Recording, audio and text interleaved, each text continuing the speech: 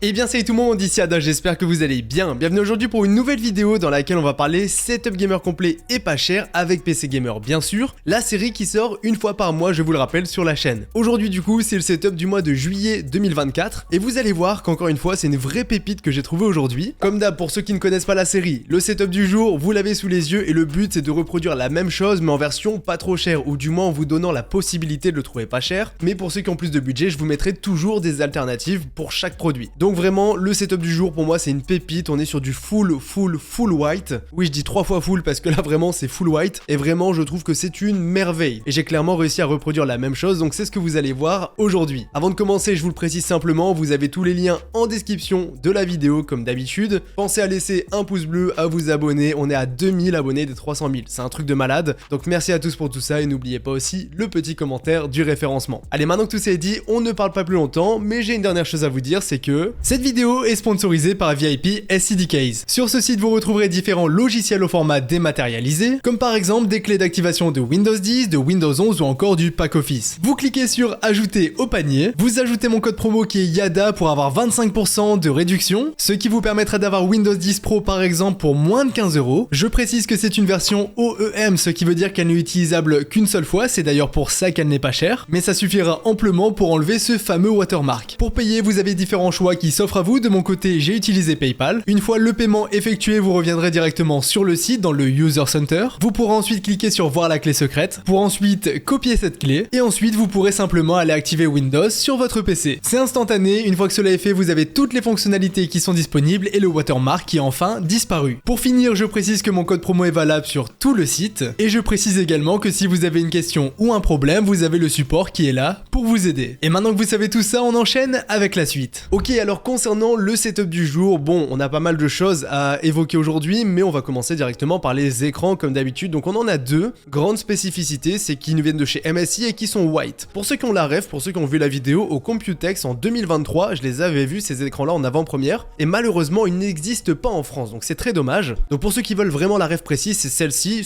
sauf que dans le setup c'est posé sur un support écran. Mais moi j'ai bien sûr une alternative et du coup on est chez Yamaha avec un écran que j'ai déjà présenté en version blanche comme en version noire. Ici on est sur un modèle 24 pouces au niveau de la taille, donc c'est pas très grand mais on en aura deux. On a une dalle Fast IPS, donc c'est très bien que ce soit pour la réactivité ou les couleurs, et on est sur un écran 165 Hz. Donc franchement pour du gaming c'est un super bon produit pour pas trop cher. En parlant du prix d'ailleurs, on est à 150 € pour cet écran et moi ce que je vous conseille de faire c'est d'en prendre deux, comme ça vous serez vraiment sur une super bonne base au niveau des écrans. Ça sera les deux mêmes à l'identique, les deux seront white et bien sûr les deux seront compatibles avec un support pour écran. Pour ceux qui cherchent des écrans 1440p et 4K, je fais mes petites recherches et je vous en mets dans la description. Dans le setup maintenant, le fond d'écran c'est cadeau, je vous le mets en description, je l'ai trouvé, et le support pour écran, on va en parler tout de suite. Donc le fond d'écran il est là, vous avez le lien, et pour ce qui est du support, il est juste ici, donc c'est pas exactement le même, mais on a le même rendu. Donc ici on est sur le Bontech vendu chez Amazon. Donc celui-ci c'est vraiment une référence, hein. Il est pas très cher, 38 €. J'en ai déjà aussi souvent parlé, donc là 38 € c'est très bien pour accueillir nos deux écrans et pour avoir cet effet white qu'on recherche dans le setup.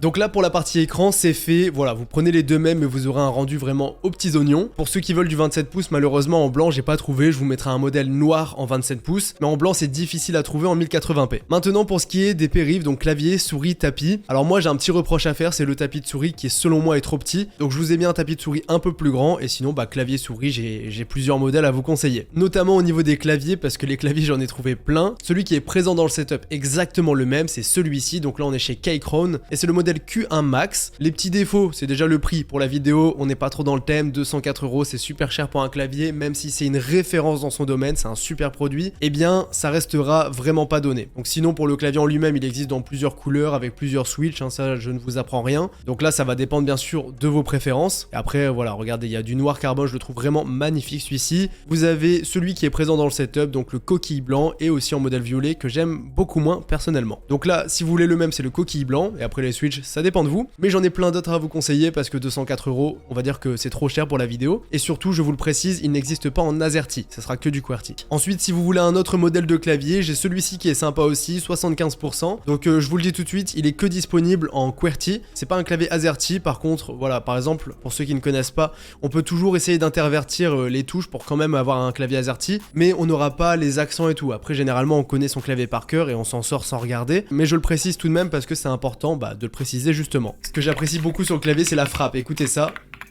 Franchement, le rendu est vraiment pas mal. Donc voilà, pour 60 €, je trouve que c'est très correct au niveau du prix, très franchement. Maintenant, un autre clavier qui va bien matcher avec le clavier qui était présent à l'origine dans le setup, parce qu'on a ces petites touches en verre. Donc là, on est chez Epaumaker avec un clavier assez particulier au niveau du look, mais il est incroyable et le ressenti de la frappe est aussi incroyable. Donc c'est pareil, il y a toujours différents switches de disponibles, et aussi on a différentes couleurs de disponibles. Son petit défaut malheureusement, c'est qu'il est uniquement disponible en QWERTY. Bon, des claviers, j'en ai sélectionné plein, du coup j'ai aussi celui-ci. Alors je vais pas non plus parler 107 ans de chaque clavier, mais celui-ci pareil, très cool, très complet. Il existe dans deux couleurs, mais celle-ci je la trouve vraiment super réussie, elle est vraiment belle. Son défaut, c'est qu'il est encore une fois disponible qu'en QWERTY, donc si vous aimez pas, bah malheureusement c'est que comme ça. Et sinon, au niveau de la frappe, moi c'est ce qui m'a convaincu direct. Juste écoutez-moi ça.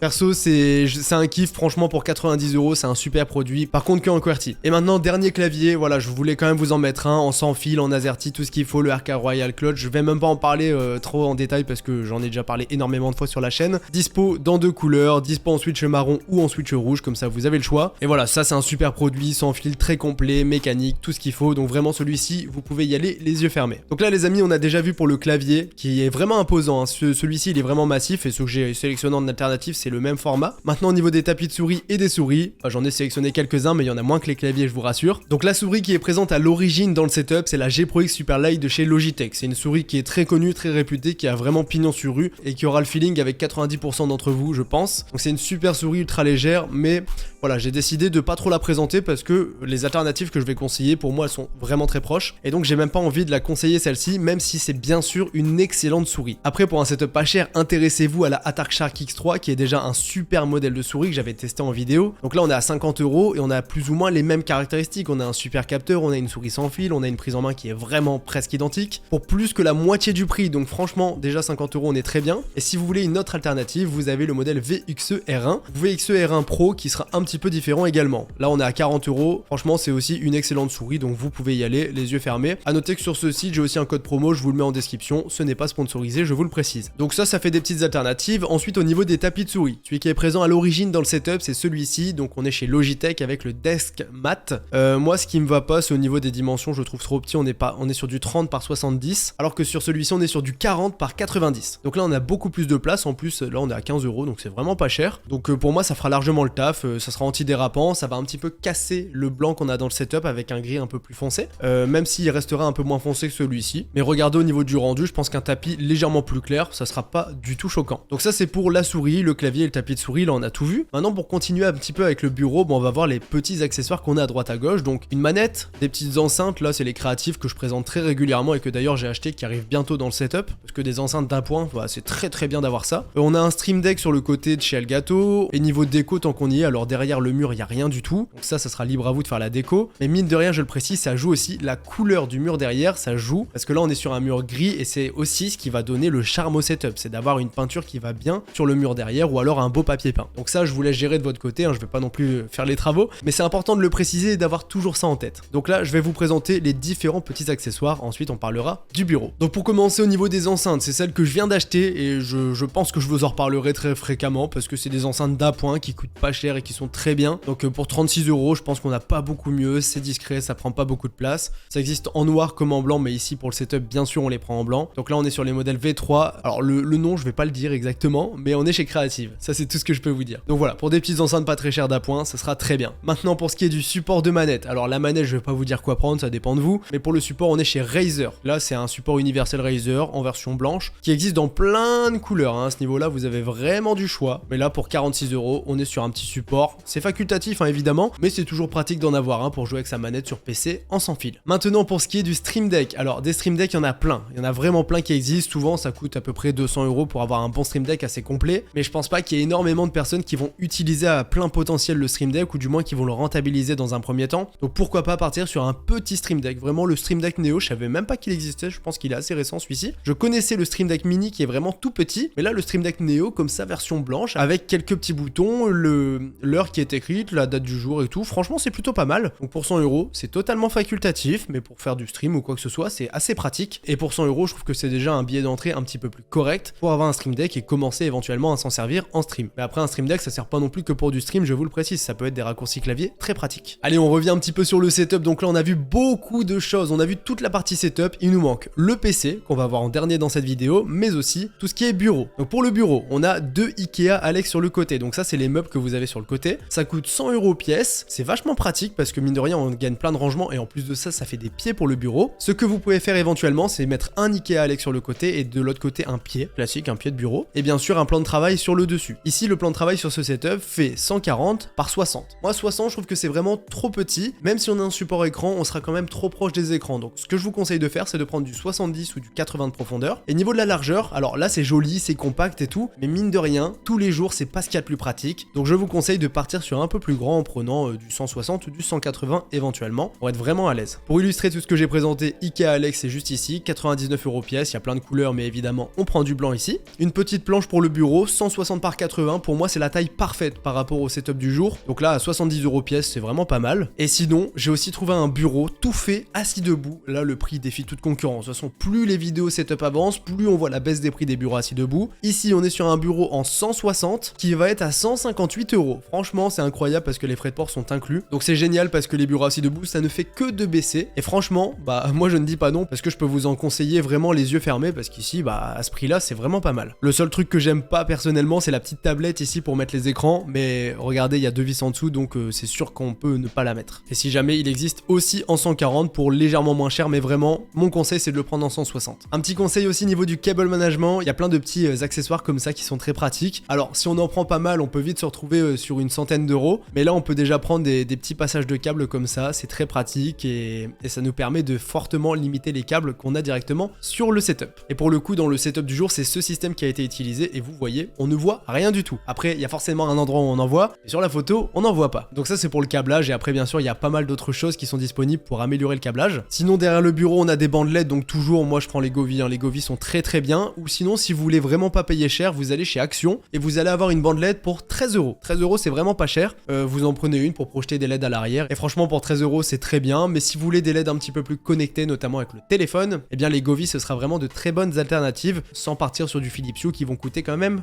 beaucoup plus cher. Ok les gars, si on fait le point, on a vu le bureau, comment faire exactement la même chose, on a vu les LED qui sont importantes pour la beauté du setup, clavier, souris, les petits accessoires sur le bureau, les écrans, le fond d'écran même, et maintenant la dernière pièce c'est le PC gamer. Alors si j'analyse celui-ci, exactement le même, on est sur un boîtier de chez NZXT, c'est le H5 Elite pour être précis, avec des ventilateurs qui sont uniquement éclairés sur le contour, je trouve ça très beau. Il y en a 3 qui sont présents ici, avec un water cooling NZXT, des barrettes de RAM en DDR5 de chez Corsair, et la carte graphique je pourrais pas vous dire comme le processeur ou la carte mère, et de toute façon j'ai pas un énorme intérêt à vous le dire, parce que le H5 Elite il commence à dater un petit peu, et le but c'est de faire un PC qui ira à tout le monde en fonction de votre budget. Pour cela, pour bien choisir son PC gamer, je vous invite à aller voir cette vidéo. J'en parle depuis qu'elle est sortie parce que pour moi c'est trop pratique, genre vraiment je suis très content de cette vidéo parce qu'elle est vraiment super pratique pour vous. Donc je l'ai appelé quel PC gamer choisir en 2024, vous avez un PC fait pour jouer en 1080p, un PC pour jouer en 1440p et un PC pour jouer en 4K. Donc avec ces PC là déjà il y a beaucoup de budgets différents, sachant que c'est des PC qui sont entre guillemets parfaits, donc ils sont tous en DDR5, ils sont tous pensés pour l'évolutivité, et à chaque fois, donc pour le PC 1080p par exemple, j'ai fait plein d'alternatives différentes. Donc allez voir cette vidéo, ça va beaucoup vous aider. Mais en complément de cette vidéo, j'ai bien sûr sélectionné quelques produits pour la vidéo du jour. Et donc par exemple au niveau du boîtier, pour ceux qui veulent vraiment la même chose, on est sur celui-ci, le H5 Elite comme je vous l'ai dit, avec deux ventilos ici, il faudra en rajouter un sur l'arrière. Donc tout ça je vous mets les refs en description pour ceux qui veulent la même chose. Vous pouvez le coupler avec le water cooling NZXT pour avoir vraiment le même visuel, mais ils sont pas donnés. Donc pour faire des choses un petit peu moins chères, vous pouvez prendre déjà un water cooling de chez Thermalride en changeant directement les ventilateurs présents dessus, parce que moi ce que j'ai beaucoup aimé sur le setup, c'est le fait que les ventilateurs aient le contour rétroéclairé mais pas l'intérieur. Donc c'est ce que j'ai voulu faire aujourd'hui. Et par exemple en version pas chère, il y a Air Max qui viennent de sortir un petit pack de ventilos, ou même des ventilos à l'unité, en blanc comme en noir avec un rétroéclairage sur le contour. Donc ça c'est très cool, 55 €, c'est pas si cher que ça, c'est pas donné mais c'est pas les plus chers du tout, sachant qu'il y a des ventilos qui coûtent 50 € pièce, mais il y a aussi des ventilos qui sont vendus par 3 qui vont coûter 15 € pièce, attention je vous le précise. Donc là c'est pas choquant, et sachant que ça nous donne vraiment le rendu qu'on recherche avec des ventilos un petit peu ovales, donc moi j'aime bien, et sachant qu'il y a un boîtier qui va avec, donc là regardez au niveau du rendu, c'est différent, c'est pas la même chose mais ça va coûter bien moins cher, donc là on est vraiment sur ce rendu là, personnellement j'aime bien, et ça c'est un premier rendu que vous pouvez faire, vous prenez ce boîtier, ces ventilos, vous prenez la configuration en fonction de cette vidéo, bien sûr pour vous aider, donc ça c'est pour vous aider au niveau du design, design et bien sûr je vais vous mettre 2-3 boîtiers et 2-3 ventilateurs en fonction de votre budget. Parce que là ça serait plus pour ceux qui ont pas trop de budget, parce que là 70 €, le boîtier comme ça avec des ventilateurs,